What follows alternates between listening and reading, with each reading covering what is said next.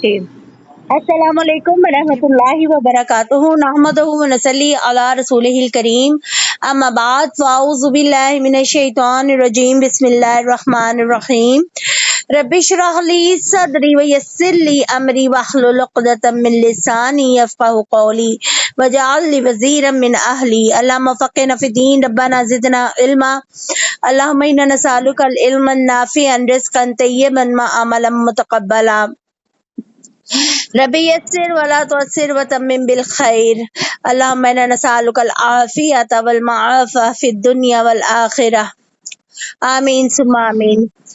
جی پیارے اہل القرآن، آج ہم اپنا جو سٹارٹ کریں گے سبق سورہ نساء آیت نمبر 105 اور پارہ نمبر 5 ہے۔ میم اللہ آیت نمبر 106 ہے،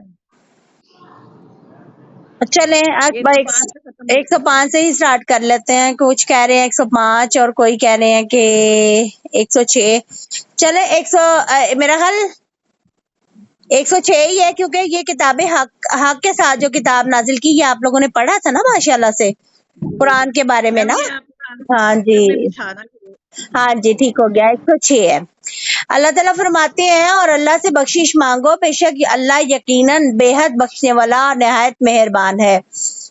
اب وَاسْتَغْفِرِ اللَّهِ یہاں پر لکھا ہوا ہے آیت نمبر 106 میں، یعنی جو حمایت آپ نے کی ہے اس کی مغفرت طلب کریں۔ آپ نے اور میں نے پڑھا تھا نا کہ انصاف کا معاملہ آیا تھا آپ صلی اللہ علیہ وسلم کے پاس، اور پھر اللہ تعالیٰ نے وہی سے بتایا تھا۔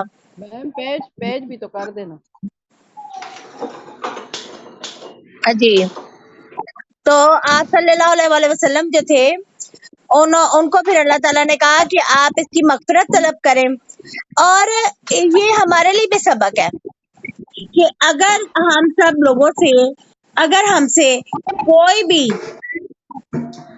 ایسا فیصلہ ہو جائے یا ہم لوگ کوئی غلط کام کر بیٹھیں تو اس کے لیے ہمیں اللہ سے استغفار، اللہ سے بخشش مانگنی ہے، اپنے گناہوں کی معافی مانگنی ہے۔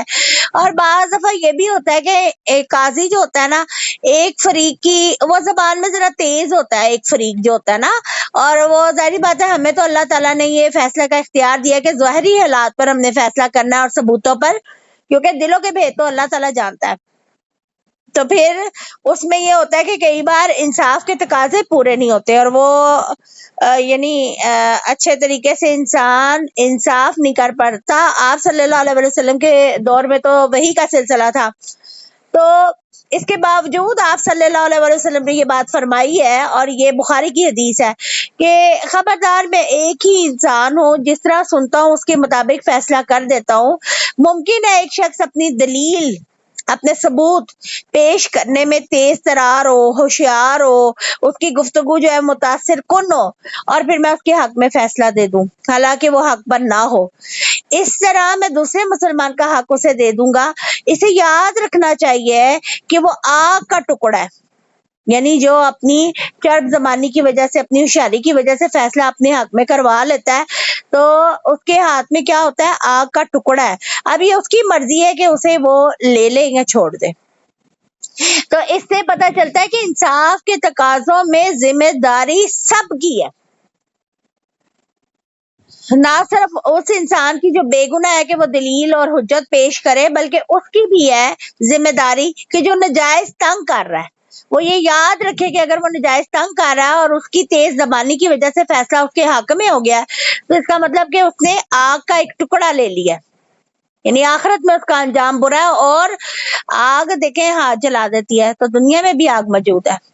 تو اللہ تعالیٰ ہم سب کو معاف کرے، اور اس قسم کے اللہ تعالیٰ فیصلوں، اس قسم کی چلاکی ہوشیاری، جس کو دنیا داری میں چلاکی ہوشیاری کہا جاتا ہے، لیکن اللہ اس کو ڈسکریج کرتا ہے، اور آپ صلی اللہ علیہ وسلم اس کو ڈسکریج کرتے ہیں۔ اللہ ہمیں اس سے ایسی چرب زبانی سے بچائے، آمین۔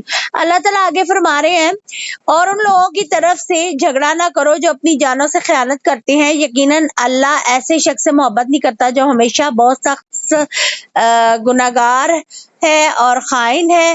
اور اگلی آیت میں اللہ فرماتے ہیں کہ وہ لوگوں سے چھپا کرتی ہیں اور اللہ سے چھپا نہیں کر سکتے، یعنی اللہ سے وہ چھپ نہیں سکتے، حالانکہ وہ ان کے ساتھ ہوتا ہے جب وہ دن رات کو اس بات کا مشورہ کرتے ہیں جسے وہ پسند نہیں کرتا، اور اللہ ہمیشہ سے اس کا جو وہ احاطہ کرتے ہیں، جو بھی وہ کرتے ہیں اللہ اس کا احاطہ کرنے والا ہے۔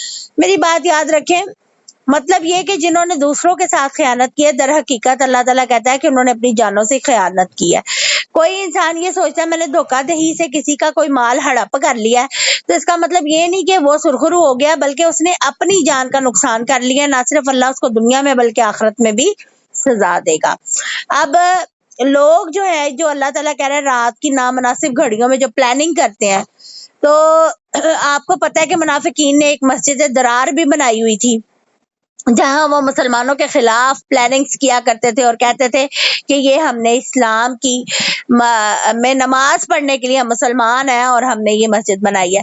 تو اللہ کہتے ہیں میں تو ان کی جانوں کو ہر طرح سے جانتا ہوں اور ان کا احاطہ بھی کرنے والا ہوں اور پکڑنے والا ہوں۔ تو پیاری بہنوں، یہاں پر ہم یہ دعا کرتے ہیں کہ اللہ تعالیٰ ہمیں کسی ایسی پلاننگ پہ نہ چلائے، ایسی چال پہ نہ چلائے جو شیطان کی ہو، بلکہ میری ہمیشہ سے یہ دعا رہی ہے اللہ تعالیٰ اس کو قبول کرے، آپ سب کے بھی حق میں، میرے حق میں بھی، ہماری نسلوں کے حق میں، اولادوں کے اور ہم لوگ کے زوج کے، والدین کے حق میں، بہن بھائیوں کے حق میں، یہ دعا اللہ تعالیٰ قبول کر لے کہ اللہ تعالیٰ ہمیشہ اپنی پلاننگ پر چلائے جس کا انجام بہترین ہے۔ اللہ تعالیٰ شیطان کی چالوں سے ہمیں محفوظ رکھے، نہ ہم اس کا اعلی کار بنے اور نہ ہی ہم ایسی پلاننگ کریں۔ آمین۔ آگے چلتے ہیں، آیت نمبر 109 میں اللہ تعالیٰ فرما رہے ہیں سن لو تم ہی وہ لوگ ہو جنہوں نے ان کی طرف سے دنیا کی زندگی میں جھگڑا کیا، تو ان کی طرف سے اللہ سے قیامت کے دن کون جھگڑا کرے گا یا کون ان کا وکیل، ان پر وکیل ہوگا۔ یعنی جو لوگ دنیا میں انصاف کے تقاضے پورے نہیں کرتے اور بے جا نجائز قبضے کر لیتے ہیں، بے جا نجائز نقصان پہنچا دیتے ہیں، تو اللہ کہتا ہے دنیا کی زندگی میں تو جھگڑے کر کے اور اس کے حق میں بات کریں گے، اس کے حق میں۔ آج کل کیا ہو رہا ہے ہماری عدالتوں میں؟ یہی کچھ ہو رہا ہے نا مسلمانوں کی، کہ وکیل نجائز فریق کی طرف سے بھی جھگڑا کرتے ہیں اور وکالت کرتے ہیں۔ تو اللہ کہتا ہے دنیا میں تو کر لو گے، آخرت میں کون کرے گا؟ اللہ تو سب جاننے والا، اللہ نے پچھلی آیت میں کہہ دیا۔ تو اللہ تعالیٰ مجھے اور آپ کو اس قسم کے خرافات سے بچائے۔ آگے اللہ تعالیٰ فرماتا ہے اور جو کوئی بھی برا کام کرے یا اپنی جان پر ظلم کرے پھر اللہ سے بخشش مانگے، وہ اللہ کو بے حد بخشنے والا اور نہایت مہربان پائے گا۔ اور جو شخص کوئی گناہ کمائے تو وہ صرف اسے اپنی جان پر کماتا ہے، اور اللہ ہمیشہ سے سب کچھ جاننے والا اور کمال حکمت والا ہے۔ اللہ اکبر۔ دیکھیں اللہ تعالیٰ کے نبی صلی اللہ علیہ وسلم نے فرمایا ہے کہ جیسے یہاں پر اس آیت میں بیان ہو رہا ہے کہ جب کوئی ظلم کر بیٹھے تو آپ صلی اللہ علیہ وسلم نے فرمایا ہے کہ کوئی بھی شخص اگر کوئی گناہ کر بیٹھتا ہے نا، پھر اٹھ کر اچھی طرح وضو کرے، پھر اللہ سے معافی مانگے تو اللہ تعالیٰ اسے معاف کر دیتا ہے۔ اور پھر آپ صلی اللہ علیہ وسلم نے سورہ آل عمران کی آیت پڑھی 135، جس کا ترجمہ یہ ہے کہ اور وہ لوگ جب کوئی بے حیائی کا کام کر بیٹھتے ہیں یا اپنی جانوں پر ظلم کر بیٹھتے ہیں تو اللہ کو یاد کرتے ہیں، بس اپنے گناہ کی بخشش مانگتے ہیں، اور اللہ کے سوا کون بخشتا ہے۔ یہ ترمذی کی جو حدیث ہے، ٹھیک ہے، یاد رکھیے گا یہ ترمذی کی حدیث ہے، اور ہمیں اس سے یہ سبق ملتا ہے کہ جب کبھی بھی انسان ہے ہم سے خطا ہو جائے، کوئی ہم سے غلطی ہو جائے، کسی کے معاملے میں بھی اگر غلطی ہو جائے تو دیکھیں اللہ تعالیٰ سے بخشش طلب کرنی ہے، وضو کرنا ہے، نماز پڑھنی ہے 2 نفل اور معافی مانگنی ہے، اور کوشش کرنی ہے کہ اس بندے کے ساتھ اپنے معاملات جو ہے نا ان کو بہتر کریں، ٹھیک ہے۔ اور اب یہ دیکھیں اس آیت میں ہر قسم کے یعنی گناہوں کے نتائج جو ہوتے ہیں نا برے، ان سے محفوظ رہنے کا طریقہ یہ بتایا گیا ہے کہ اللہ سے توبہ استغفار کی جائے، ٹھیک ہے۔ اور سوءن کا جو لفظ ہے نا اس کا مطلب یہ ہے کہ وہ گناہ جن سے انسان اپنے علاوہ دوسروں کو نقصان پہنچاتا ہے اپنے عمل سے، جیسے کوئی جھوٹی شہادت دیتا ہے یا بے گناہ ہے اس کے اوپر کوئی بہتان لگا دیتا ہے، ٹھیک ہے۔ تو اللہ تعالیٰ کہتا ہے کہ بعض ظلم ایسے ہیں جیسے آگے ہی اللہ نے کہا ہے او یظلم نفسہ، یعنی ان گناہوں، اس کا مطلب یہ ہے کہ ان گناہوں کی طرف اشارہ ہے جس سے انسان صرف اپنے آپ کو نقصان پہنچاتا ہے، جیسے نماز چھوڑنا، शराब पीना, ऐसे जिसका ताल्लुक सिर्फ अपनी जात से है, ठीक है। दोनों तरह में सबसे पहले अपने रब से रजू करें, माफी तलब करें, और उसके बाद अल्लाह ताला आपके रास्ते आसान कर देगा। आपके मामलात भी बेहतर करने की आप कोशिश करेंगे, अल्लाह रास्ते आसान करेगा और अल्लाह आपको माफ कर देगा और अपने अल्लाह ताला रहमत में ले लेगा। अल्लाह ताला हमारे साथ यही मामला करे, हम बड़े कमजोर हैं। अब अल्लाह ताला ने ये जो आयत नंबर 111 में देखें, वो मैं यकसिब इस्मन, अब यहाँ पर अल्लाह ताला ने कसबा का लफ्ज बोला है, ठीक है। ये छोटी छोटी चीजें हैं जो आपको याद होनी चाहिए ना, आपके ज़हन में होनी चाहिए। कसबा का लफ्ज जो है ना, वो किसी ऐसी चीज पर बोला जाता है जिससे कोई नफा या नुकसान हासिल होता है, ठीक है। तो जैसे कोई तजारत पे कमाता है, कोई नफा कमाता है, कोई नुकसान कमाता है, तो इंसान के अमाल भी उसकी कमाई है। और अल्लाह ताला जो है ना, इन सब नुकसानों से पाक है। और इसी बुनियाद पर उल्मा कहते हैं कि ये इंसानों की तरफ ही ये इशारा है कि इंसान जो कुछ गुनाह कमाते हैं अपने लिए, तो वो अपनी जान के लिए कमाता है, ठीक है।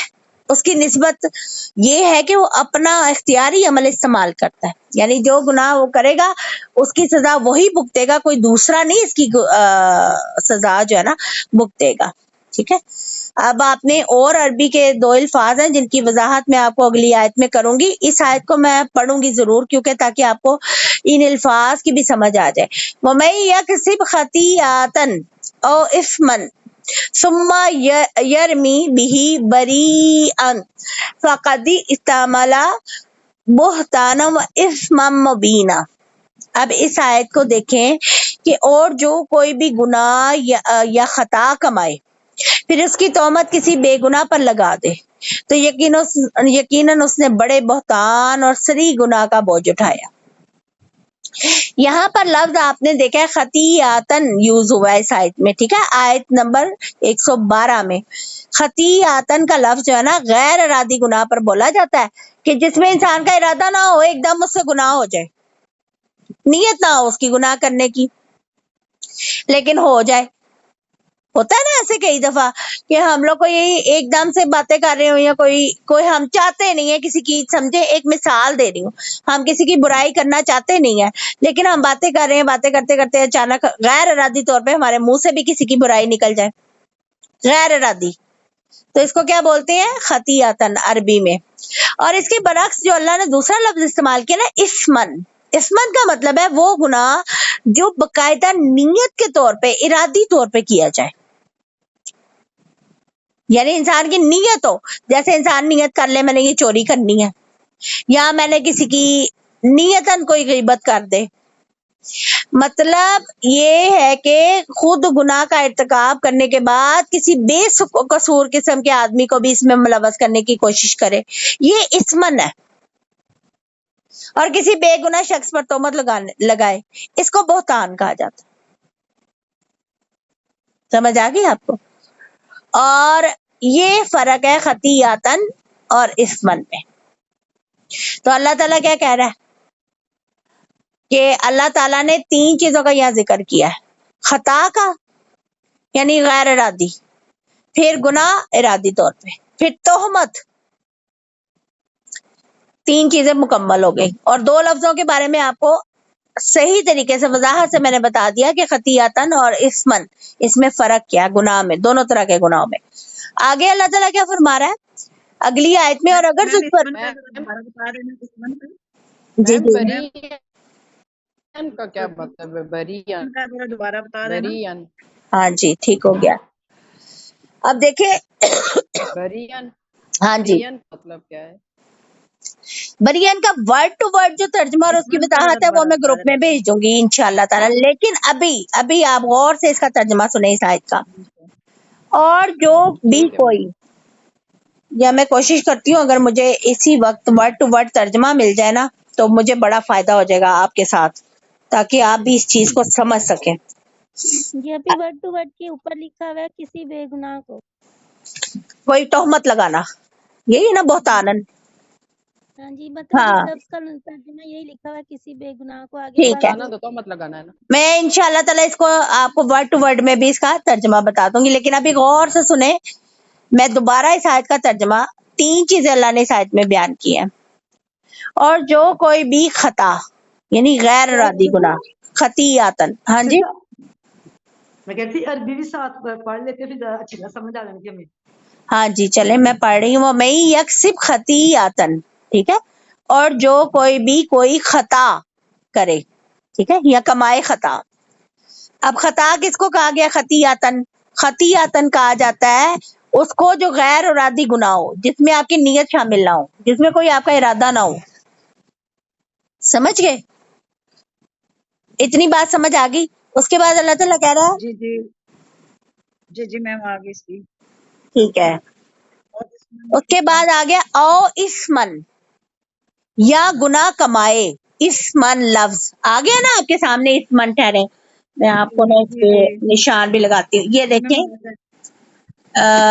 اس میں جی آئے میم گا آ جائے اسمن، وطن و اسمان یہ والا لفظ یا گناہ کمائے. آ گئی ہے سمجھ؟ یہ دیکھیں میں نے نشان لگایا ہے. جی آ گئی میم سمجھ ہاں آ گئی. اچھا، پہلا لفظ ہے خطیاتن، یعنی کوئی خطا جو غیر ارادی ہے. اسمن وہ جو کوئی گناہ کمائے یعنی ارادتن گناہ کرے، ٹھیک ہے. پھر اللہ تعالیٰ آگے کہہ رہا ہے سما، پھر یارم بیہی بریئن فقد احتمل بہتانا، یا پھر اس کی تہمت کسی بے گناہ پر لگا دے، یعنی الزام کسی ایسے بندے کو دے دے جس نے گناہ نہیں کیا، جھوٹی اس پہ تہمت لگا دے، کسی بے گناہ پر لگا دے. باہر آئے کھا. ہاں جی. اور جو بھی کوئی خطا یعنی غیر ارادی گناہ کمائے، یا ارادتن یعنی نیت کر کے کوئی گناہ کمائے، یا پھر اپنی گناہ کی تہمت الزام کسی بے گناہ پر لگا دے. سمجھ آ گئی؟ جی یہ تینوں چیزیں جو ہے نا بہت خطرناک ہے. یہ کھلے گناہ ہے. تو اس نے، اللہ کیا کہتا ہے، اس نے کھلے گناہ کا بوجھ کمایا ہے. یک سبو کا مطلب میں نے آپ کو پہلے سمجھایا ہے کہ کمانا، اور اچھے اعمال اور برے اعمال بھی کمائے جاتے ہیں. یہ ہماری تجارت ہے جو ہمیں، جس کا رزلٹ اور جس کا منافع جو ہے دنیا میں تو مل ہی رہا ہے، جتنا اللہ کی رضا ہے آخرت میں اس سے بڑھ کر ملے گا، چاہے وہ گناہ ہے چاہے وہ نیکیاں، پروفٹ ملے گا ہمیں. آپ سمجھ آ گئی آیت نمبر 112 کی پیاری سسٹرز؟ جی جی جی سسٹر، ایسے کہ نا ارادی طور پر گناہ کرنا، غیر ارادی طور پر گناہ کرنا، یا کسی بے گناہ کا پر تہمت لگانا. ہاں جی، یہ ہے 3 خطیہ چیزیں آپ کو. کرنا غیر بہتان ارادی کس طور کو پر، کہتے ہیں؟ دیکھیں سمپل اور لفظوں میں، سمپل لفظوں میں بہتان کسی پہ وہی جھوٹا الزام تہمت لگانا. لگانا. ہاں ہاں ویسے بھی بہتان بولتے ہیں نا. ہاں جی، جھوٹا الزام لگانا. دیکھیں 3 چیزیں اللہ نے بیان کی. ایک یہ ہے کہ غیر ارادی طور پہ اگر کوئی گناہ ہو گیا، اور اگر خطیئتن. یعنی اس میں نیت نہیں ہے انسان کی، یہاں کوئی انسان نے نیت کر کے گناہ کیا ہے، جیسے چوری چکاری کر لی، یا اس کی نیت ہو میں کسی کو اور اپنا برا مال بیچ دوں ارادتن. آ گیا نا بیچ میں لیٹ ہو گئی ہے، اور راشد کو بولنا جب آ گئی تو پھر اچھا اپنے مائک میوٹ رکھے نا. دیکھیں میں کلاس پڑھا رہی ہوں، آپ لوگ اپنی باتیں کر رہے ہیں. اچھا اب یہ کلیئر ہو گیا نا آپ لوگوں کو؟ جی جی جی سسٹر، ہاں جی چلے. ماشاءاللہ اچھی طرح سمجھ آ ہاں گئی. جی الحمدللہ الحمدللہ. اب آپ نے یاد رکھنا ہے کہ عربی میں خطیاتن کا لفظ ایسے گناہ پر بولا جاتا ہے جو غیر ارادی ہو. اسمن جو ہے وہ ایسے گناہ پر بولا جاتا ہے جس میں انسان نیت کے ساتھ گناہ کرتا ہے، ٹھیک ہے. اور بہتان اس کو کہا جاتا اور ہے جو کسی بے قصور آدمی کو ملوث کیا جائے، گناہ خود کیا جائے اور اس میں ملوث کسی بے گناہ آدمی کو کیا جائے. سمجھ آ گئی؟ اب آگے چلتے ہیں. آگے اللہ تعالیٰ کہتا ہے، اور اگر تجھ پر اللہ کا فضل اور اس کی رحمت نہ ہوتی تو یقیناً ان کے ایک گروہ نے ارادہ کر لیا تھا کہ تجھے غلطی میں ڈال دیں، حالانکہ وہ اپنے سوا کسی کو غلطی میں نہیں ڈال رہے تھے اور تمہیں کوئی نقصان نہیں پہنچا رہے تھے، یعنی آپ صلی اللہ علیہ وسلم کو. اور اللہ نے تجھ پر کتاب اور حکمت نازل فرمائی اور تجھے وہ کچھ سکھایا جو تو نہیں جانتا تھا، اور اللہ کا فضل تجھ پر ہمیشہ سے بہت بڑا ہے. اب دیکھیں کہ اللہ تعالیٰ نے جو فیصلہ آپ صلی اللہ علیہ وسلم کروا رہے تھے، اس میں وحی کے ذریعے اللہ تعالیٰ نے جب ان کو بتا دیا کہ اصل مجرم کون سا ہے، اور جو زبانی طور پہ اتنا لیکچر دینے کے بعد اور اپنے آپ کو بڑا صحیح ثابت کر رہے تھے وہ مجرم بچ جانا تھا. تو یہ اللہ تعالیٰ کا بہت بڑا ایک آپ صلی اللہ علیہ وآلہ وسلم پر بہت بڑا ایک فضل تھا اللہ کا اور ایک رحمت تھی. ٹھیک ہے نا. اس سے مسلمان اگر یہ غلط فیصلہ ہو جاتا عدالت میں آپ صلی اللہ علیہ وآلہ وسلم کی تو اس سے مسلمانوں کی ساکھ اور اس کی کردار جو مسلمانوں کا وہ خراب ہو جانا تھا, مجروح ہو جانا تھا. اب جو لوگ اس طرح کے کام کر رہے تھے اللہ نے کہا کہ وہ اپنی عاقبت یعنی اپنی آخرت وہ خود ہی خراب کر رہے تھے, اپنا ہی نقصان کر رہے تھے. آپ صلی اللہ علیہ وسلم کو کوئی نقصان نہیں پہنچا رہے تھے, بلکہ آپ صلی اللہ علیہ وآلہ وسلم کا محافظ خود اللہ تعالیٰ ہے. آپ کو وہ نہ دھوکہ دے سکتے ہیں نہ آپ کا کچھ نقصان کر سکتے ہیں منافقین. یہاں پر یاد رکھیں کہ ہم لوگ بھی جو ہیں اللہ تعالیٰ ہم سب کو بھی حکمت عطا فرمائے, اللہ تعالیٰ ہمیں بھی کتاب کا علم دے, ہم سب کو دے اللہ تعالیٰ, کیونکہ اللہ تعالیٰ نے فرمایا ہے کہ یہ جو اور آپ صلی اللہ علیہ وسلم کا بھی فرمان ہے, ان کی ایک حدیث ہے کہ حکمت جو ہے نا مومن کا گمشدہ خزانہ ہے. اور حکمت کس میں ہے؟ قرآن و سنت میں, قرآن و سنت حدیث میں, یعنی ان میں ہے حکمت, شریعت میں حکمت ہے. تو اللہ مجھے اور آپ کو حکمت عطا فرمائے. تو دعا ضرور کرنی چاہیے تھا. اس میں ایک دعا بھی ہے قرآن کی, میں نے پہلے بھی آپ کو سکھائی تھی اور سینڈ بھی کی تھی. ربی حبلی حکمن والحقنی بالصالحین, قرآن کی یہ دعا ہے. قرآن میں مومنوں کی دعا بتائی گئی ہے کہ اللہ تعالیٰ مجھے حکمت سکھا اور مجھے صالحین میں داخل فرما. یہ دعا پڑھا کریں, اللہ تعالیٰ مجھے بھی حکمت دے, آپ کو بھی دے. تو یہ اللہ تعالیٰ بات یہاں پر بیان کر رہے ہیں. جو پچھلا اللہ نے اتنا ٹاپک باندھا ہے لمبا, اس سے آپ کو اندازہ ہو گیا ہوگا کہ اب اللہ تعالیٰ کیا فرما رہے ہیں. اچھا جی, نیکسٹ چلتے ہیں اگلی آیت کی طرف. لا خیر فی کثیر, یہ آیت جو ہے کثیر من نجواہم. اچھا, یہاں سرگوشی کے بارے میں بتایا جا رہا ہے. ٹھیک ہے, اس آیت کا ٹاپک سرگوشی ہے, جو چپکے سے ہم کانوں میں باتیں کرتے ہیں. اللہ کہتا ہے ان کی بہت سی سرگوشیوں میں کوئی خیر نہیں سوائے اس شخص کے جو کسی صدقہ یا نیک کام یا لوگوں کے درمیان صلح کرانے کا حکم دے. اور جو بھی یہ کام, دیکھیں پلیز اپنے مائک میوٹ کر دیں پیاری سسٹرز. میم پیج نہیں آ رہا. آپ کے نیٹ کا ایشو تو نہیں ہے؟ نہیں میم, میں پیج کا پوچھ رہی ہوں. پیج میں نے کہا آگے کر. جی آ گیا پیاری سسٹر؟ جی آ گیا. الحمدللہ. اچھا کہ آپ نے مجھے یاد کرا دیا, کیونکہ میں پڑھا رہی ہوتی ہوں تو میرے ذہن میں سے نکل گیا کہ میں پیج جو ہے اس کو چینج کروں. ٹھیک ہے, اس پیج کی پہلی آیت ہے یہ, لا خیر فی من نجواہم, ان کی بہت سی سرگوشیوں میں کوئی خیر نہیں سوائے اس شخص کے جو کسی صدقہ یا نیک کام یا لوگوں کے درمیان صلح کرانے کا حکم دے. اور جو بھی یہ کام اللہ کی رضا کی طلب کے لیے کرے گا تو ہم بہت جلدی اسے بہت بڑا اجر دیں گے. دیکھیں میری بات سنیں, جو نجوہ ہے نا, نجوہ کا مطلب ہے کچھ لوگوں سے علیحدہ ہو کر سلام مشورہ کرنا, یا آپ کہیں بیٹھے ہیں کان میں کسی کے کوئی خاموشی سے بات کر دینا. تو یہ چیزیں جو ہے نا محفل کے آداب بھی یہاں آپ نے سیکھ لیے کہ ایسے کام کی اجازت نہیں ہے. صرف اس کے اللہ کہتا ہے یعنی بہت سی سرگوشیوں کی کوئی خیر نہیں سوائے اس شخص کی سرگوشی کے جو صدقے کا حکم دے. مثلا اگر آپ ایک مجلس میں بیٹھے ہیں تو آپ ایک دوسرے کے کانوں میں باتیں نہیں کریں گے. اچھا, اس کی مثال آج کے دور میں جیسے آپ زوم پہ یہ کلاس اٹینڈ کر رہے ہیں اور پیچھے آپ لوگ آپس میں ٹائپنگ کر کر کے ایک دوسرے کو میسج کریں. یہ میں ایک مثال سمجھا رہی ہوں آپ کو. تو یہ کیا ہے, محفل کے آداب کے خلاف ہے, اور کوئی بھی سرگوشی جائز نہیں ہے سوائے اس کے کہ کوئی نیکی کا کام ہو, یعنی کسی کی مدد آپ نے کرنی ہے, آپ کان میں کہہ دیں کہ تم پریشان ہو میں تمہاری مدد کر دوں گا, اور وجہ کیا ہے کہ آپ راز میں رکھنا چاہتے ہیں کہ میں یعنی اس کی مدد کروں گا, یعنی کہ وہ نشر نہ ہو, یا لوگوں کے سامنے یہ میرا شرمندہ نہ ہو بندہ جس کی میں مدد کر رہا ہوں. ٹھیک ہے, اصل میں یہ صدقہ جو ہے نا یہ نفل صدقے پہ بولا جاتا ہے. بھی صدقاتن کا لفظ جو یہاں پر استعمال ہوا ہے, لیکن مثلا اس کا آپ صلی اللہ علیہ وسلم یعنی کہ نے فرمایا کہ ہر قسم کا جو صدقہ ہے وہ یعنی معروفن ہے، یعنی نیکی کے کاموں میں شامل ہے۔ حتیٰ کہ آپ صلی اللہ علیہ وسلم نے یہ بات فرمائی ہے کہ اپنے بھائی کو کھلے چہرے سے ملنا یعنی مسکرا کے ملنا، خوشی سے ملنا بھی معروف میں یعنی نیکی میں شامل ہے۔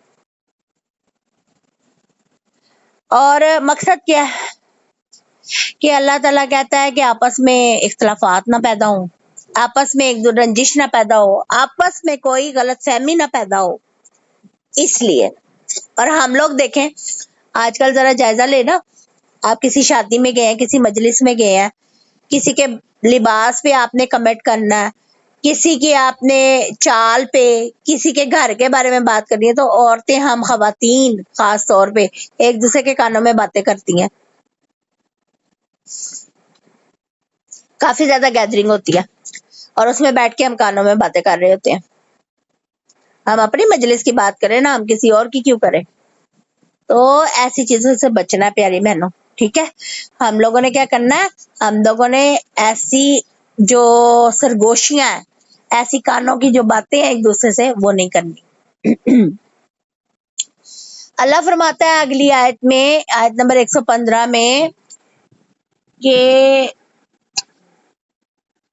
جو کوئی بھی رسول اللہ صلی اللہ علیہ وآلہ وسلم کی مخالفت کرے گا،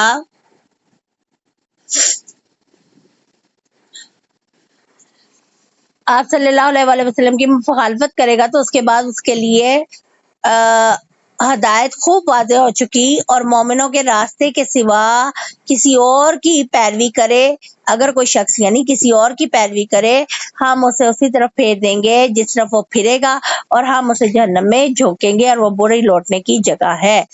اب یہاں پر معلوم ہوتا ہے کہ کوئی شخص یا کوئی گروہ آپ صلی اللہ علیہ وسلم کی مخالفت کرے یا آپ کے مقابلے میں آ جائے، ایک طرف اللہ کے رسول ہے، دوسری طرف یہ شخص یا گروہ، اور حق معلوم ہونے کے باوجود مومن جو ہے وہ سیدھے راستے پر جانے کی بجائے آپ صلی اللہ علیہ وسلم کی اتباع سے ہٹ جائیں، تو پھر اللہ تعالیٰ کہتا ہے کہ ہم اسے اسی طرف پھیر دیں گے جدھر وہ پھرے گا، اور ٹیڑھی راہ پہ اللہ کہتا ہے ہم اسے جانے دیں گے جس کا انجام جہنم ہے، اور یہ راستہ بہت برا ہے۔ اس سے ہمیں پتہ چل جاتی ہے کہ ہدایت کے راستے جب واضح ہو جائیں، آپ صلی اللہ علیہ وآلہ وسلم کے راستے واضح ہو جائیں جو آپ نے بتائے ہیں، ہمارے سامنے اسلام، شریعت، اطیع اللہ، اطیع الرسول کے راستے وضاحت سے آ جائیں، تو پھر ہمیں کسی اور راستے کو نہیں اپنانا، اور نہ ہی اس راستے کی پیروی کرنی ہے، نہ اس گروہ کی، نہ اس شخص کی جو ہمیں آپ صلی اللہ علیہ وسلم کے اگینسٹ لے کے جائے یا شریعت کے اگینسٹ لے کے جائے،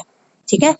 کیونکہ اس پر اللہ تعالیٰ نے جہنم کی وعید سنا دی، یعنی اللہ نے وعدہ کر دیا کہ اللہ نے اس کو جہنم میں ڈالنا ہی ڈالنا ہے۔ اب یہ دیکھیں آپ صلی اللہ علیہ وسلم کے دور میں تو صحابہ کرام کا اس راستے سے ہٹنا بھی کفر اور گمراہی تھا نا، وہ جماعت تو ایسی تھی جس کی ٹریننگ آپ صلی اللہ علیہ وسلم نے کی تھی، اور سب جو تھے وہ پیروی کرتے تھے آپ صلی اللہ علیہ وسلم کی ہر طرح سے۔ لیکن آج کے دور میں ہمیں بڑے زیادہ اس طرح کے مسائل کا سامنا ہے، ٹھیک ہے نا؟ آج بہت زیادہ ہمارے سامنے ایسے مسائل ہیں، تو ہم نے کیا دیکھنا ہے؟ سب سے پہلے قرآن و سنت کو دیکھنا ہے، شریعت دیکھنی ہے اپنی، کہ آپ صلی اللہ علیہ وسلم کی زندگی کو دیکھنا ہے، قرآن کو دیکھنا ہے، اللہ کے احکامات دیکھ لیے، اللہ کے رسول صلی اللہ علیہ وسلم کے احکامات دیکھ لیے، ان کا عمل دیکھ لیا، تو پھر ہم نے اس راستے سے نہیں ہٹنا، ٹھیک ہے؟ یہ اس میں پھر آپ بہت سمجھدار ہیں، ماشاءاللہ میری کلاس اتنا آپ نے پڑھ لیا، ماشاءاللہ اللہ نے آپ کے فہم میں اضافہ کیا ہوگا کہ آپ خود اتنا تو پہچان سکتی ہیں کہ ہم نے صرف کس راستے کی پیروی کرنی ہے جو صراط مستقیم ہے، اور صراط مستقیم کیا ہے؟ وہ قرآن و سنت ہے، آپ صلی اللہ علیہ وسلم کا اتباع ہے، آپ صلی اللہ علیہ وسلم کی اطاعت ہے، اور اللہ کی اطاعت، اور دونوں ایک چیزیں ہیں، ٹھیک ہے؟ اللہ تعالیٰ ہم سب کو اس اطاعت پر چلائے، اس راستے پر چلائے جس کی منزل اللہ تعالیٰ ہے۔ آگے اللہ تعالیٰ فرما رہا ہے بے شک اللہ اس بات کو نہیں بخشے گا کہ اس کا شریک بنایا جائے، اور بخش دے گا اس کے سوا جو چاہے گا जिसे चाहेगा, और जो अल्लाह के साथ शरीक बनाए तो यकीनन वो भटक गया और बहुत दूर का भटकना। यहाँ पर आपको समझ आ गई है, ये शिर्क के बारे में हम काफी दफा पढ़ चुके हैं। अल्लाह ताला इस मज़मूम किस्म के गुनाह से जिसका अंजाम भी बुरा है मुझे और आपको बचाए। ठीक है, तो अल्लाह ताला हमें सिराते मुस्तकीम पर और तौहीद पर चलाए। अगली आयत में अल्लाह ताला कहता है कि यदऊना मिन दूनिही इल्ला इनासा, यानी वो उसके सिवा नहीं पुकारते मगर मुन्नसों को और नहीं पुकारते मगर सरकश शैतानों को। मुन्नसों का मतलब ये है कि अक्सर बुत जो थे ना उनके नाम मुन्नस थे। मुशरिकीन अरब जब बुतों की पूजा किया करते थे ना तो उनकी अक्सर बुत जो थे जैसे लात, मनात, उज़्ज़ा, ये मुन्नस नाम थे इन बुतों के। ये अल्लाह के सिवा उनको पुकारते थे। ठीक है, और फिर फरिश्तों को उन्होंने अल्लाह की बेटियां करार दिया हुआ था। ठीक है, आजकल जैसे आप देख लें कि हिंदुओं ने भी इबादत के लिए देवियां दुवियां बनाई हुई हैं। ठीक है, और नौजुबिल्ला वो कहते हैं ये अल्लाह, नौजुबिल्ला ईश्वर की महबूबाएं हैं, वो अल्लाह को ईश्वर कहते हैं ना। तो अल्लाह ताला जो है उसने तो इस चीज को मना फरमाया है। तो ये यहाँ पर बिलखसूस इस चीज का जिक्र हुआ है कि मुशरिकीन मक्का जो इस तरह से मुन्नस चीजों को अल्लाह समझ के या अल्लाह के महबूब समझ के पुकारते थे और सरकश शैतानों को, तो अल्लाह कहता है कि वो लोग क्या करते हैं, शिर्क करते हैं और शैतान के वो साथी हैं। आगे अल्लाह फरमाता है जिस पर अल्लाह ने लानत की और जिसने कहा कि मैं हर सूरत तेरे बंदों में से एक मुकर्रर हिस्सा लूंगा। ये किसने कहा था? ये शैतान का डायलॉग था ना। आपने और मैंने ये पढ़ा है पीछे से ही, जब हज़रत आदम अलैहिस्सलाम की तख्लीक का वाकया हमने पढ़ा था सूरह अल-बकरा में। तो उसने कहा था कि अल्लाह ताला मुझे इतनी मोहलत दे कि तेरे बंदों में से एक ग्रोह को अपने रास्ते पर डालूंगा और वो अपने हिस्से में मेरे अपने माल में अपनी जानों में मेरा एक हिस्सा मुकर्रर करेंगे। जैसे आज के दौर में भी हम बहुत सारे ऐसे काम करते हैं। ठीक है, और ये सारे काम किस चीज के हैं? ये शैतान के हिस्से हैं। जब हम सिराते मुस्तकीम से भटकते हैं ना तो फिर हम बड़े बड़े दीन में भी काम जो है ना अपनी मर्जी के करते हैं। अल्लाह मुझे और आपको बचाए। अगली आयत है आयत नंबर 119। अल्लाह फरमाता है और यकीनन मैं उन्हें गुमराह करूंगा और यकीनन मैं उन्हें जरूर आरज़ुएं दिलाऊंगा और यकीनन मैं उन्हें जरूर हुक्म दूंगा तो यकीनन वो जरूर छुपाओं के कान काटेंगे और यकीनन मैं जरूर उन्हें हुक्म दूंगा तो यकीनन वो जरूर अल्लाह की पैदा की हुई सूरत बदलेंगे और जो कि शैतान को अल्लाह के सिवा दोस्त बनाए तो यकीनन उसने खसारा उठाया और वादा खसारा उसको मिला।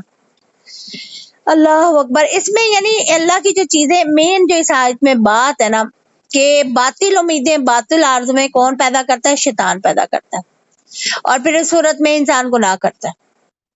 ईमान इंसान के दिल में होना चाहिए और वो कहाँ से आता है? वो नमाज पढ़ने से आता है, नेक अमाल करने के में आता है। ठीक है, और अगर हम उनको डिले करेंगे तो फिर उसे क्या होगा? शैतानी ख्यालात आएंगे, शैतानी आरज़ुएं आएंगी। ये किसने डायलॉग दिया था? ये इसने शैतान ने कहा था ना, गुमराह करने के लिए सारे हरबे वो इस्तेमाल करेगा। अब फिर उसने ये भी बात कही थी कि अल्लाह की हैयत में जो अल्लाह की पैदा की हुई चीजें उनमें सूरतों में शक्ल सूरत में वो तब्दीली करेंगे। जैसे आप ये देखें कि आजकल ये ट्रांसजेंडर का कितना पड़ा हुआ है। फिर अल्लाह माफ करे हैयत में आप आज देख लें कि मैं ज्यादा गहराई में और ज्यादा बड़ी बातें जो रोजाना होती हैं वो तो नहीं मैं आपके साथ कर सकती क्योंकि आप और मैं इसको जानते हैं। लेकिन आप ये देखें आजकल हमारे माशरे में लिबास का कितना, यानी कि औरतें भी मर्दों वाला लिबास पहन रही है और कई मर्द जो है वो भी औरतों वाले लिबास पहन रहे हैं, साड़ियां पहन रहे हैं और मेकअप कर रहे हैं, औरतें बन रहे हैं और इसमें बड़ा फख्र महसूस कर रहे हैं। तो यानी अपनी हैयत को तब्दील करना। फिर अल्लाह गैर अल्लाह के नाम पर जानवर के काटना, यानी ये अहले अरब ऐसा करते थे कि ये जानवर के कान काट दो और इस पे सवारी ना करो, ये हमने फलाने बुत के नाम का है, यानी बहीरा और साहिबा वगैरह इस तरह के जानवर। ये सूरह माइदा में आप इंशाल्लाह डिटेल से पढ़ेंगे ये जो कान काटने वाली बात है। तो ये हैयत तब्दील करना। अब देखें जो अल्लाह ताला ने बातें कही है उससे हट जाना। जैसे खास तौर पे एक ये भी अमल हमारे माशरे में पाया जा रहा है ना, कौम लूत वाला अमल। फिर इसके अलावा عورتیں جو ہیں وہ اللہ معاف کرے مجھے اور آپ کو کہ یہ جو برتھ کنٹرول وغیرہ کے نام پر جو عورتیں نس بندی مردوں کی نس بندی اس طرح کے کام یہ اتنی چیزوں پر پہلے سوچیں نا پھر چھوٹی چھوٹی چیزوں کی طرف آپ آئیں کہ آپ پہلے بڑے بڑے گناہ تو دیکھیں کہ کیا کیا ہم کر رہے ہیں حیت کی تبدیلی میں. پھر اللہ فرماتا ہے وہ انہیں وعدے دیتا ہے اور انہیں آرزویں ڈلاتا ہے اور شیطان انہیں دھوکے کے سوا کچھ وعدے نہیں دیتا. یعنی اللہ کہتا ہے پہلے تو آرزویں بھی دلائے گا اپنے حصے بھی مقرر کرے گا سارے کام کرے گا لیکن پھر اس کا انجام کچھ بھی نہیں ہوتا. اللہ کیا کہتا ہے یہ لوگ جو اس کے شیطان کے پیچھے چل رہیں گے ان کا ٹھکانہ کیا ہے جہنم اور اس سے بھاگنے کی جگہ کوئی نہیں پائیں گے. اور اللہ فرماتا ہے اور وہ لوگ جو ایمان لائے اور انہوں نے نیک عمل کیا یقیناً ہم انہیں ایسے باغوں میں داخل کریں گے جن کے نیچے نہریں بہتی ہیں اور ہمیشہ ان میں رہنے والے ہیں. اللہ کا وعدہ سچا اور اللہ سے زیادہ بات کرنے والا کون سچا ہے. اور پھر اللہ تعالیٰ فرماتا ہے نہ تمہاری آرزوؤں پر یہ موقوف ہے اور نہ اہل کتاب کی آرزوؤں پر. یعنی اللہ نے تم لوگوں کی خواہشات پر نہیں چھوڑا اللہ نے یہ چھوڑا ہے کہ جو کوئی بھی برائی کرے گا اس کی اس کو جزا دی جائے گی اور جو کوئی اچھائی کرے گا اللہ اس کو جزا سزا دے گا اور اچھائی کرے گا تو اس کو جزا ملے گی. اور اللہ تعالیٰ کے سوا کوئی بھی انسان اپنا دوست اور مددگار کہیں بھی نہیں پائے گا. یہ پیاری سسٹرز 123 تک آیات جو تھی نا جن کا ترجمہ اور تفسیر جو ہے آج آپ نے سمجھی ہے. اگر اس کے متعلق کوئی بھی کوشچن آپ کے دل میں ہے تو آپ ضرور مجھ سے پوچھیے تاکہ میں اس کو ڈیٹیل سے آپ کو بتا سکوں.